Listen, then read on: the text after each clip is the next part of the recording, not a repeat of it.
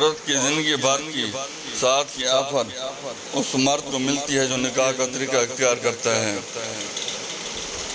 کسی کی یاد اگر ہر وقت ستائے تو سمجھ لینا کہ اس کی محبت تمہارے دل پہ قابض ہو رہی ہے۔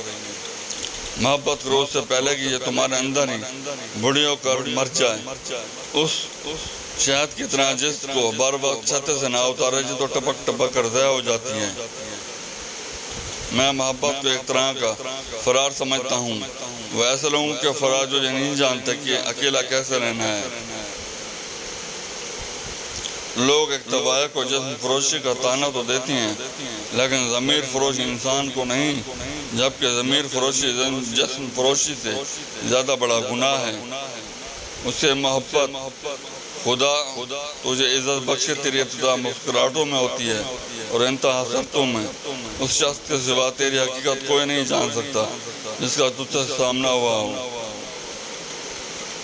جو عورت تمہارے لیے بہت حساس ہو، تمہاری ہر بات مانے اور کسی بات کا بھی انکار نہ کرے، تم جو چاہو کرو وہ ہمیشہ تمہاری ہاں میں ہاں ملائے، تو یہ تمہارے لیے اس کی محبت ہی ہے جو ساتھ چڑھ کر بول رہی ہوتی ہے۔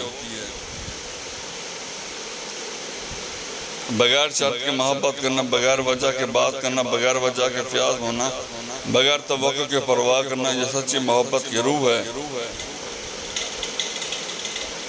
اگر کسی قوم کو بغیر جنگ کی شکست دینی ہو تو اس کے نوجوانوں میں فحاشی پھیلا دو۔ آسمان کا حسن تاروں سے ہے، عورت کا حسن بالوں سے ہے۔ جب عورت مرد کبھی عورت کا دوست ہو ہی نہیں سکتا۔ فرینڈشپ کا اصل جرا اٹریکشن یا پھر محبت ہے۔